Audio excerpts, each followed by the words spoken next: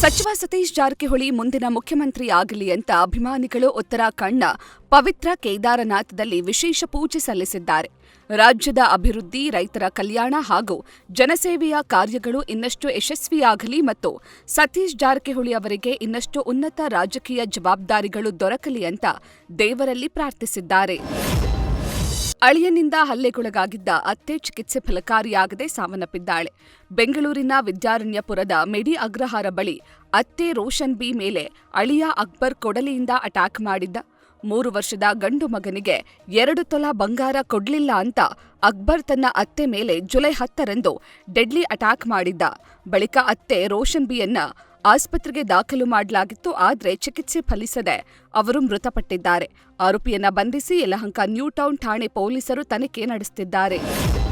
ಚಿಕ್ಕಮಗಳೂರು ಜಿಲ್ಲೆಯ ಕಳಸಾ ತಾಲೂಕಿನ ಕಳಸಾ ಪಟ್ಟಣದ ಮುಖ್ಯ ರಸ್ತೆ ಸಂಪೂರ್ಣವಾಗಿ ಹದಗೆಟ್ಟಿದ್ದು, ಮಂಜಿನಕಟ್ಟೆಯಿಂದ ಅರಳೀಕಟ್ಟೆವರೆಗಿನ ಮಾರ್ಗ ಹೊಂಡ ಗುಂಡಿಗಳಿಂದ ತುಂಬಿ ಹೋಗಿದೆ. ಭಾರೀ ಮಳೆಗೆ ರಸ್ತೆಯ ಹೊಂಡಗಳಲ್ಲಿ ನೀರು ನಿಂತಿದ್ದು, ವಾಹನ ಸವಾರರು ಪರದಾಡ್ತಿದ್ದಾರೆ. ತಕ್ಷಣವೇ ರಸ್ತೆ ದುರಸ್ತಿ ಕಾರ್ಯ ಕೈಗೊಳ್ಳಬೇಕು ಅಂತ ಸಾರ್ವಜನಿಕರು ಮತ್ತು ವಾಹನ ಸವಾರರು ಆಗ್ರಹಿಸಿದ್ದಾರೆ. ಉತ್ತರ ಕನ್ನಡ ಜಿಲ್ಲೆಯ ಕಾರವಾರದ ಬಂದರಿನಲ್ಲಿ ಓವರ್ಫ್ಲೋ ಆಗಿ ಹಡಗಿನಿಂದ ಡಾಂಬರು ಉಕ್ಕಿದೆ. ಶಾರ್ಜಾದಿಂದ ಭಾರತಕ್ಕೆ ಬಿಟುಮಿನ್ ತುಂಬಿಕೊಂಡು ಬಂದಿದ್ದ ಹಡಗಿನಲ್ಲಿ ಓವರ್ಫ್ಲೋ ಆಗಿ ಬಿಸಿ ಡಾಂಬಾರ್ ಉಕ್ಕಿದೆ. ಹಡಗು ಹಾಗೂ ಬಂದರಿನಲ್ಲಿ ಡಾಂಬಾರು ಹರಿದಿದೆ. ರಸ್ತೆಯಲ್ಲಿ ಅಡ್ಡಾದಿಡ್ಡಿ ವಾಹನಗಳನ್ನು ಪಾರ್ಕಿಂಗ್ ಮಾಡೋರಿಗೆ ಶಿವಮೊಗ್ಗ ಜಿಲ್ಲೆಯ ಸಾಗರ ಎಎಸ್ಪಿ ಡಾ. ಬೆನಕಪ್ರಸಾದ್ ಖಡಕ್ ವಾರ್ನಿಂಗ್ ಕೊಟ್ಟಿದ್ದಾರೆ. ನಗರದ ವಿವಿಧ ಭಾಗಗಳಲ್ಲಿ ಪೊಲೀಸರು ಕಾರ್ಯಾಚರಣೆ ನಡೆಸಿದ್ದು, ಏರಿಯಾ ಡಾಮಿನೇಷನ್ ಮತ್ತು ಫುಟ್ ಪೆಟ್ರೋಲಿಂಗ್ ನಡೆಸಲಾಗಿದೆ. ರಸ್ತೆ ಬದಿಯಲ್ಲಿ ಅಕ್ರಮವಾಗಿ ನಿಲ್ಲಿಸಲಾದ ವಾಹನಗಳ ವಿರುದ್ಧ ಕಠಿಣ ಕ್ರಮ ತೆಗೆದುಕೊಳ್ಳಲಾಗುತ್ತೆ. ಮುಂದಿನ ವಾರದ ಒಳಗೆ ವಾಹನಗಳನ್ನು ತೆರವು ಮಾಡಬೇಕು ಅಂತ ಪೊಲೀಸರು ಖಡಕ್ ಸೂಚನೆ ನೀಡಿದ್ದಾರೆ. ಬೀದರ್ನಲ್ಲಿ ಮುಂಗಾರು ಕ್ಷೀಣಿಸಿದ್ದು, ಬರಗಾಲ ಘೋಷಿಸುವಂತೆ ಜಿಲ್ಲೆಯ ರೈತರು ಸರ್ಕಾರಕ್ಕೆ ಒತ್ತಾಯಿಸಿದ್ದಾರೆ. ಮಳೆ ಬರುತ್ತೆ ಎನ್ನುವ ಆಶಾಭಾವನೆಯಿಂದ ಧೈರ್ಯ ಮಾಡಿ ರೈತರು ಬಿತ್ತನೆ ಮಾಡಿದ್ರು. 1 ಎಕರೆ ಬಿತ್ತನೆಗೆ 10 ರಿಂದ 15 ಸಾವಿರ ಖರ್ಚು ಮಾಡಿ ಬಿತ್ತನೆಗೆ ಸಿದ್ಧತೆಯನ್ನ ಮಾಡಿಕೊಂಡಿದ್ರು.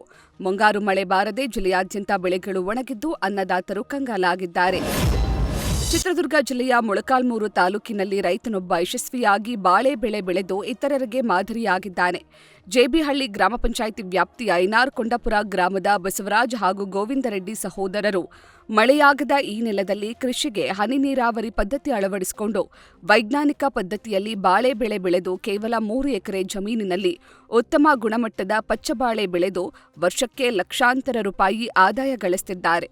ಸಾಮಾನ್ಯ ಬೆಳೆ ಬೆಳೆಯೋದೇ ಕಷ್ಟವಾದ ಈ ನೆಲದಲ್ಲಿ ಈಗ ಬಂಪರ್ ಬಾಳೆ ಬೆಳೆದಿರೋದು ಎಲ್ಲರ ಅಚ್ಚರಿಗೆ ಕಾರಣವಾಗಿದೆ.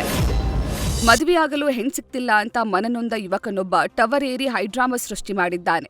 ವಿಜಯಪುರ ಜಿಲ್ಲೆಯ ಇಂಡಿ ತಾಲೂಕಿನ ತೆಗ್ಗಿಹಳ್ಳಿ ಗ್ರಾಮದ ಸತೀಶ್ ಎನ್ನುವಾತ, ನನಗಿನ್ನೂ ಮದುವೆಯಾಗಿಲ್ಲ, ಮದುವೆ ಮಾಡಿಕೊಳ್ಳಲು ಹೆಣ್ಣು ಸಿಗ್ತಾ ಇಲ್ಲ ಅಂತ ಮನನೊಂದು ಟವರ್ ಏರಿ ಅರಬೆತ್ತಲೆಯಾಗಿ ಕುಳಿತು ಹೈಡ್ರಾಮಾ ಸೃಷ್ಟಿಸಿದ್ದ. ಸ್ಥಳೀಯರು ಯುವಕನ ಮನವೊಲಿಸುವ ಪ್ರಯತ್ನ ನಡೆಸಿದ್ರು. ಬಳಿಕ ಅಗ್ನಿಶಾಮಕ ದಳ ಮತ್ತು ಪೊಲೀಸ್ ಸಿಬ್ಬಂದಿಯ ಸಹಕಾರದೊಂದಿಗೆ ಯುವಕನನ್ನ ಸುರಕ್ಷಿತವಾಗಿ ಟವರ್ನಿಂದ ಕೆಳಗಿಳಿಸಿದ್ದಾರೆ. ಆರ್ಎಸ್ಎಸ್ ಮೆರವಣಿಗೆಗೆ ಅನುಮತಿ ಪಡೆಯಬೇಕು ಎನ್ನುವ ಸಚಿವ ಪ್ರಿಯಾಂಕ್ ಖರ್ಗೆ ಹೇಳಿಕೆಗೆ ಕನ್ಹೇರಿ ಶ್ರೀ ಕಿಡಿಕಾರಿದ್ದಾರೆ. ಖರ್ಗೆ ಅವರು ಮೇಲಿಂದ ಮೇಲೆ ಬರೀ ಆರ್ಎಸ್ಎಸ್ ಬಿಟ್ರೆ ಬೇರೆ ಯಾವುದ್ರ ಬಗ್ಗೆನೂ ಮಾತನಾಡ್ತಿಲ್ಲ. ಪ್ರಚಾರಕ್ಕಾಗಿ ಪ್ರಿಯಾಂಕ್ ಖರ್ಗೆ ಹೀಗೆ ಹೇಳ್ತಿದ್ದಾರೆ. ನಾಳೆ ಊಟ ಮಾಡೋದಕ್ಕೂ ಪರ್ಮಿಷನ್ ತಗೋಬೇಕು ಅಂತ ಹೇಳ್ತಾರೆ. ಈ ಊರಿನಿಂದ ಆ ಊರಿಗೆಲ್ಲಾದ್ರೂ ಪ್ರವಾಸ ಮಾಡ್ಬೇಕಂದ್ರೆ ಅದಕ್ಕೂ ಪರ್ಮಿಷನ್ ಕೇಳು ಅಂತ ಹೇಳ್ತಾರೆ ಅಂತ ಕನ್ಹೇರಿ ಶ್ರೀ ಗರಂ ಆದ್ರು. ಆರ್ಎಸ್ಎಸ್ಗೆ ಬೈದ್ರೆ ಮೀಡಿಯಾದಲ್ಲಿ ಬರುತ್ತೆ ಅಂತ ಸಚಿವ ಪ್ರಿಯಾಂಕ್ ಖರ್ಗೆ ಮಾತನಾಡ್ತಾರೆ ಎಂದು ಕೇಂದ್ರ ಸಚಿವ ಪ್ರಹ್ಲಾದ್ ಜೋಶಿ ಕಿಡಿಕಾರಿದ್ರು. ಖರ್ಗೆ ಪ್ರಶ್ನೆಗಳಿಗೆ ಯಾರೂ ಉತ್ತರ ಕೊಡಬೇಕಿಲ್ಲ, ಅವರು ಏನ್ ಮಾಡ್ಕೊಳ್ತಾರೋ ಮಾಡ್ಕೊಳ್ಳಲಿ, ನಾವೆಲ್ಲೂ ಬೇಡ ಅಂದಿಲ್ಲ, ಎಂಥದ್ದೆಲ್ಲ ಬಹಳ ನೋಡಿದಿವಿ. ಆರ್ಎಸ್ಎಸ್ ಸಂಘ ಶತಮಾನ ಪೂರೈಸಿದ್ದು, ಪ್ರಿಯಾಂಕ್ ಖರ್ಗೆ ಏನ್ ಮಾಡ್ತಾರೋ ಮಾಡ್ಕೊಳ್ಳಲಿ ಅಂತ ಪ್ರಹ್ಲಾದ್ ಜೋಶಿ ವಾಗ್ದಾಳಿ ನಡೆಸಿದ್ರು.